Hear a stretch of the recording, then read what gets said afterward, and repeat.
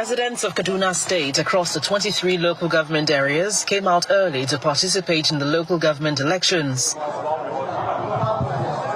According to the Kaduna State Electoral Commission, polling units opened as scheduled, though there were reports of late arrival of voting materials in some places. Governor Obasani cast his vote at the LEA Kawo polling unit in Kaduna North local government area. After performing his civic right, he gives an assessment of the exercise, emphasizing the need to strengthen local government administration. Some of our agents have been going around. The report reaching us is that the election is free, fair and peaceful. I can say that we had some few issues in one or two local governments, but in only about 2 or 3 polling units or wards. But generally, the election is going on in about 23 local governments. And the report we're hearing is that it's largely peaceful, fair and transparent. And I have no doubt in my mind at the end of the day, we will be able to have a very credible election in Kaduna State. Like I said, this is a local government election that is very important for us. And of course, you are aware that APC have gone around all the 255 wards to campaign. That is the reason why I'm extremely very confident that APC will come out victorious in this very election by the grace of God. The state chairman of the Inter-Party Advisory Council describes the election as largely peaceful and transparent. Quite okay. There is some delay in some of the sensitive materials that are within the localities of Kaduna South and Kaduna North. Normally, during elections, the far distance areas, their election materials will go in the night. The ones in Kaduna will go in the morning. So that is what transferred. Before coming in here, I called Kaduna South and I called Kaduna North, but the election materials are being delivered already. After the collation of results from the 23 local government areas, the State Independent Electoral Commission declares the All Progressives Congress winner of the election across the state. By the power vested on the Commission, I hereby wish to confirm the result earlier collected and returned by the returning officers. APC won the 23 local government chairmanship position and the 23 and 255 ward councillorship position across the state. In the coming days, Governor Sani is expected to swear in the winners of the chairmanship seats, while councillors will take their oath of office at the headquarters of their local government. All right, welcome back. Yes, indeed, we will talk about the elections, the local government elections in Kaduna State in a moment, because yes, we've heard the governor of Kaduna State speaking about the outcome of the elections. We've also have heard the PDP themselves, as well as Labour, raising their concern about the conduct, the outcome of that election, which we will bring you in just a moment. But yes, we've seen different states going about the elections. I mean, in case you've forgotten, remember the Supreme Court decision about having validly elected local government persons, chairman. So, because if you don't, well, they won't get any resources, any funds to run those states. And so now states, let me use the word, scrambling to ensure that they all have elections. However, those elections turn out, because there seems to be a pattern with a lot of these elections in local government areas. And it will be interesting to see. I mean, people have been keeping tabs on what is happening in all of the states where local government elections have been conducted, whether we're holding the state electoral commissions to the same standards that we hold the Independent National Electoral Commission to. I mean, there have also been conversation around whether INEC should now be forced to conduct or should now be made to conduct the elections at the local government level, because you now find that a lot of state actors are complaining that there are no elections happening in those places. When you look at the results for the states that have conducted elections so far, what you will find is that in almost all of the states, all of the seats have gone to the party where the governor is either interested or he's a member of. Interested, I use that advisedly, because in some states where it has been difficult for the governors' people to contest in their own party, you find that they have defected to another party where he is giving them, tacit support, and almost everyone on that platform is declared winner in those elections. So people have been asking what sort of elections are taking place, and I think the situation in Kaduna State is no different, and it's remarkable that Kaduna is one of those states where that is coming to the fore, because I do remember that when Malam Nasir Rufai was governor, he introduced some changes to the SIEC there, the SIECOM I think it's called, or is it Kaduna State Electoral Commission.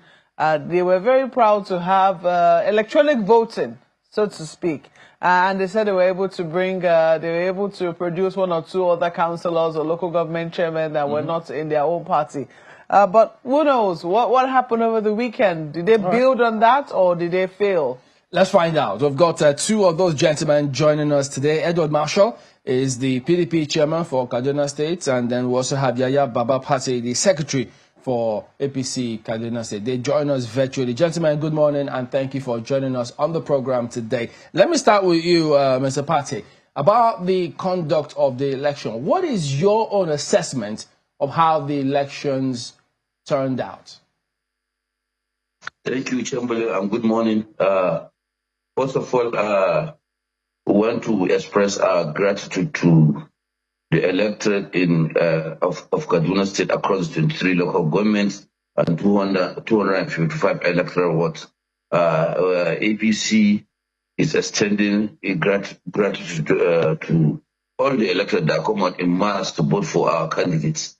Regarding your questions, I want to commend the electoral body for organizing a free, fair, and credible elections. Though in every election, you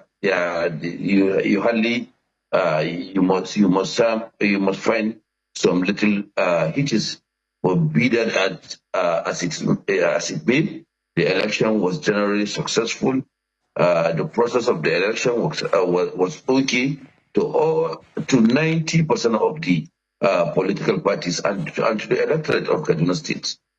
What would you say to parties who are saying, well, not exactly so, because there were challenges for the election? Some of them think that it didn't turn out as your party has painted it. The electoral body did its best to conduct a credible poll, and out of the 11 political parties that participated in the election, 10 political parties accepted the conduct and the process of the election. The civil society also commended the electoral body for the way and manner the election was held, and the peaceful nature before, during, and even after the election in Kaduna State. There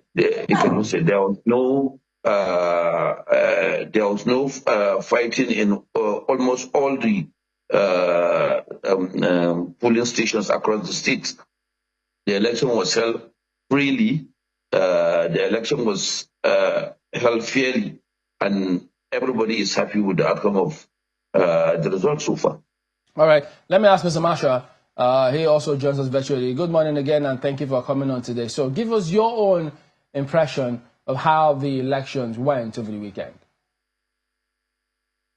Thank you very much, Jonas family, for having me. Sadly,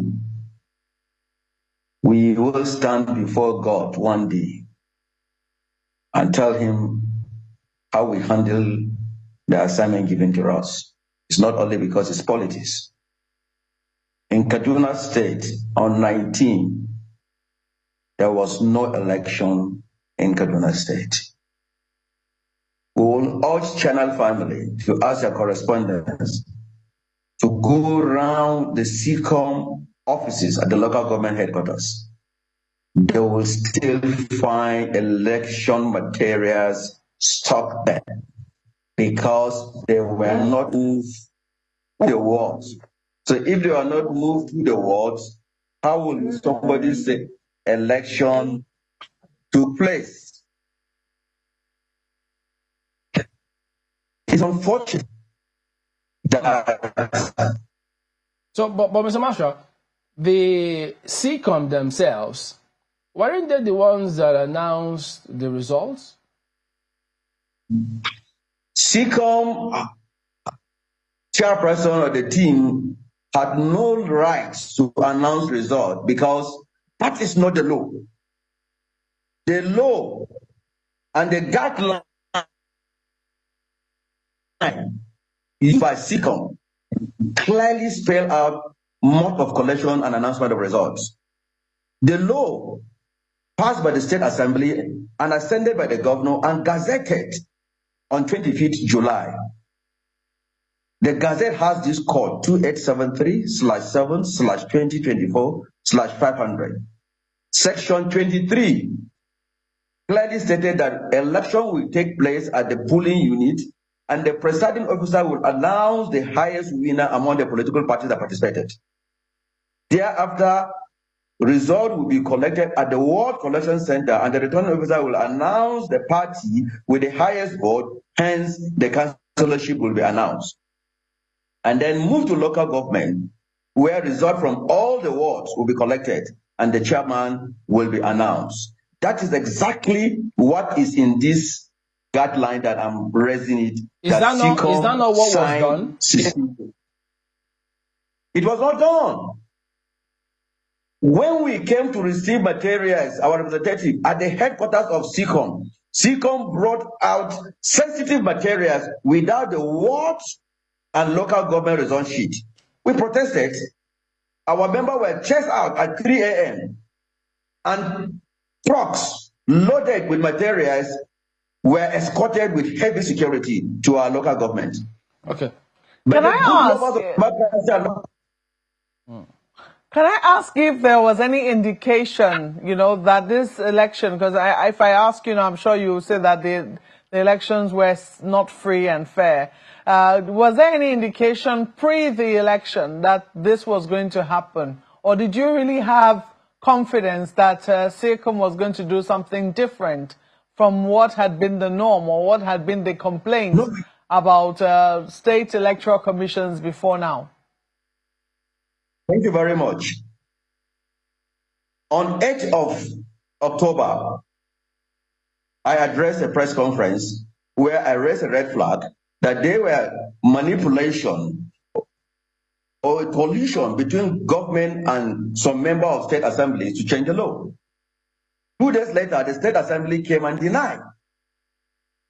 48 hours later, a new law appeared where section 23 was expunged and replaced with another section that says that the chairperson will be the one to announce results. We took up this issue with her at the court, and she said there was nothing like that. That the law she is using, the law passed by the assembly, which is the same law in their guideline. We will send the guideline to you. You will see what the guideline says. So It was only when they answered us before PDP signed the law and signed their report. So we knew something like that was. Okay, well, we're losing your connection. Mr. Patti, you heard what he has said. How do you respond to that?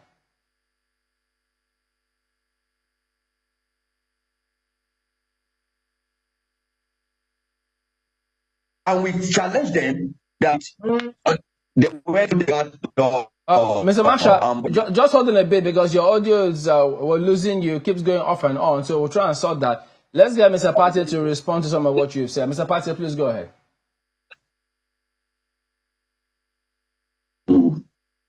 To what he said regarding the announcement, particularly from the press release by the electoral body, that is CASICO. If you can go again to when the chairperson of SECOM is announcing, he stated clearly that election followed the due process of the law. Election results were announced at the polling units. Results were collated at the ward collection centers. Councillorship positions were declared at the ward collection center. So also that of the chairmanship election was collated at the local government level and declared and the result declared for that of the chairman at the local level. That was what is contained in our statement, and that is what actually happened during the local government election. About what you were saying about the Katsicom law of 2023 by Kaduna State Assembly, I think he was properly replied by PDP members. Kaduna State House of Assembly is made of 34 members, and 12 of them are PDP. The spokesperson of Kaduna State House of Assembly is a PDP man by the name Honorable Mala. He adequately replied, Mr. Chiamo, on the baseless allegation, like I say, of trying to by PDP that are saying the lawmakers are trying to insert something new in the law. So he was properly replied. There was nothing like that, and I think they have members of PDP in the assembly. So I think it is the duty of their members in the assembly to protect whatsoever they see that it is wrong, or that will affect their party positions. So he was properly replied by a PDP member. Okay, Mr. Marshall, I hope you can hear us now. So you heard what Mr. Patti said about your members. So could you tell us, with respect to the laws that you said was changed, what did your members do since they were in the State House of Assembly? Thank you, Chamberlain. Within 72 hours, I addressed a World Press Conference twice. When I raised the red flag, Assembly said there was no law in that respect. 48 hours later, another one emerged. Before going to address the second World Press Conference, I sat down with my members in the State Assembly, including the Mara he is naming as a Chairman, Information House of Assembly. I brought out two laws. I said, this is the law you signed. This is another new law. Kindly tell us, before I go out and speak, if you are aware of this new law. All of them say in particular that they are not aware of this law. So when I went to address the World Press Conference, I told the whole world that my members are denying the knowledge about this new law. Now, the law is here. We will send a soft copy to channels to see the two laws that is operational. Earlier on, we challenged the chairperson that she signed two guidelines. One guideline was stating an amount of money, 500,000 for the chairmanship and 50 for the councillorship. Another one, 2,500,000. Our members denied the knowledge of prescribing this amount of money. So there were a lot of plans to manipulate this election. PDP didn't go into this election as underdog. In the last election, we won the 3 senators. It has never happened in Kaduna State. Out of 16 House of Representatives, we won 10. Presently, we have 8. In the State Assembly, we have 12 members. In the last local government election conducted by their predecessor, El-Rufai, out of 255 councillorship, we won 110. We are not underdog. We went with our strength. We have the grassroots supporting us. The market women who cannot sell and even take care of their family supporting us. The civil servants who their salary cannot take them home are supporting us. Students who are dropped out from schools or who cannot pay their school fees are supporting us. No election took place anywhere. We challenge the APC and we say that they should go from local government to local government. You will see electoral materials lying in the storehouse of SICOM. We will send to you videos of electoral officer that announced in their various local government that election never took place there. It's a record. We will send it out. We will tell the whole world. The unfortunate thing people say that it happened in any other state. Kaduna State is not another state. It is not another state. Let's even say election took place and we are rigged out. It's a different thing. But we are saying election never took place. So They what do should you tell us intend where to the do people now? don't I know. mean, because this is what you now allege, that there were no elections, and you also say that, you know, there are electoral materials littered all over the different local government areas. What is the PDP's plan of action moving forward then? Thank you very much. Before now, we had gone to court to challenge the new law that is flying all over the place. We will pursue this case to the logical conclusion because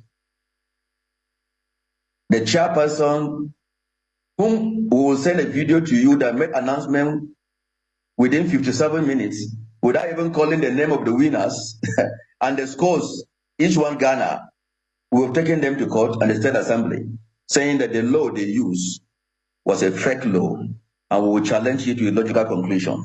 All right, Mr. Pastor, just hang on. My colleague has got questions for you. Aya, go ahead. I should take this to Mr. Patti first. You know, one of the questions that one would want to ask is whether or not the people were even aware in the first place. All right, so, not sure I can hear. I don't know. Can you hear me, Mr. Patti? I can hear you. Okay, good. So, how much voter education or voter sensitization would you say took place before the election?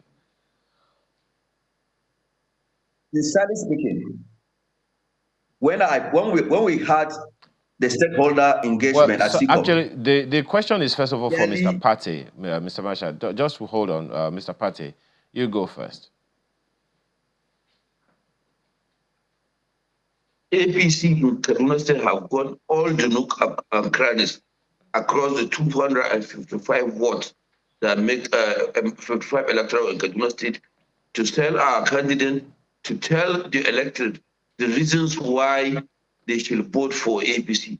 So we have done a lot of sensitization to our members and to our supporters and give the reasons why they should keep supporting APC, particularly we were able to let them know the kind of good policies by our able governor, so Senator Malam Basani, and persuaded would you say that the people were? Just one second, Mr. Patti. Given the number of people, the population of people that came out, how effective would you say that was? Yeah, we can say the turnout of the people is the electoral turnout in good numbers, even though off-cycle elections are not normally, the turnout doesn't used to be like that of the general election. So, but so far so good, the turnout is encouraging. Okay. Well, Mr. Masha, your time now. Would you agree with him? How effective would you say we were able to sensitize and mobilize people to come out and vote, particularly for these elections, which historically many people don't usually just come out to vote? Speaking, I will tell you that when we had the stakeholder meeting, we challenged the chairperson and the commissioner in charge of voter ID. There's no single sensitization anywhere. And that meeting called barely a week to the election, and we say that was.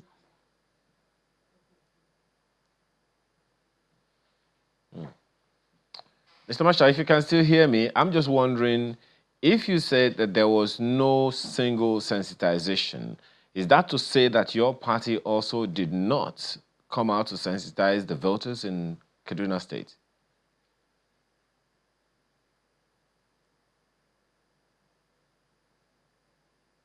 Okay. Well, I guess that's the challenge of a network right there. You know, but that's Chamberlain and Marquette, that will be one of the issues that one we want to consider, because if we're hearing that on the one side there was no election, on the other side, you know, there was election, it probably speaks to whether or not there were people to even defend their own votes. Marquette and Chamberlain.